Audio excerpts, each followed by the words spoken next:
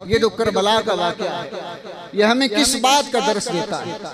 कुरान मजीद बुरहान रशीद में अल्लाह रब्बुल इज़्ज़त ने इरशाद फरमाया वला तक़ूलू लिमन युक़तलु फ़ी सबीलिल्लाहि अमवात, कि जो अल्लाह की राह में मारे जाए, जो अल्लाह की राह में शहीद हो जाए उन्हें मुर्दा नहीं।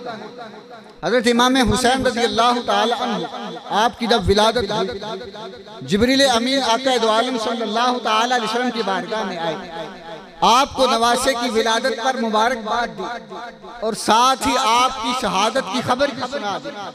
अब इमाम हुसैन की शहादत की खबर ये शुरू से मशहूर हो चुकी थी और जमाने को पता था कि हुजूर सल्लल्लाहु ताला अलैहि वसल्लम का ये शहजादा शहीद होगा।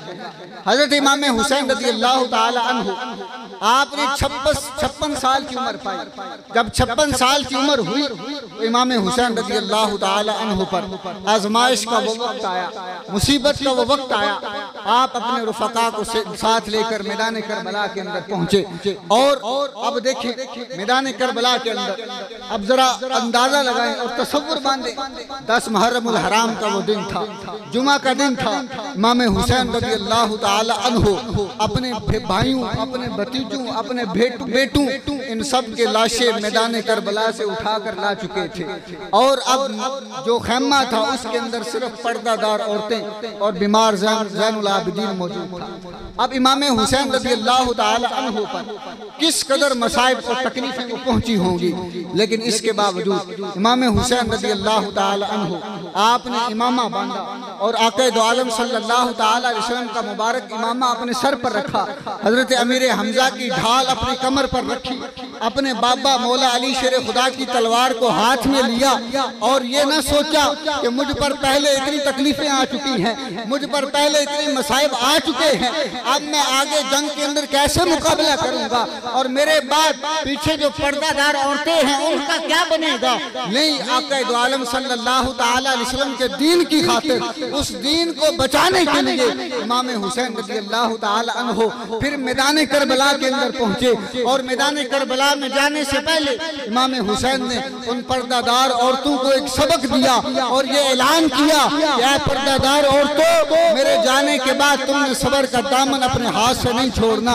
इन्नल्लाह मअस साबिरीन, अल्लाह सब्र करने वालों के साथ है। फिर जब इमाम हुसैन मैदान करबला में पहुंचे तो मैदान करबला में जाकर भी आपने हमें सब्र का दर्स दिया और साबित करने का दर्स दिया। आपने वहां जाकर भी ये ऐलान किया कि बेशक ये अल्लाह का फैसला है तो मैं यहाँ पहुंचा हूँ और मैं अल्लाह के फैसले पर राजी हूँ। फिर इमाम हुसैन ने तलवार उठाई, दुश्मन का मुकाबला किया।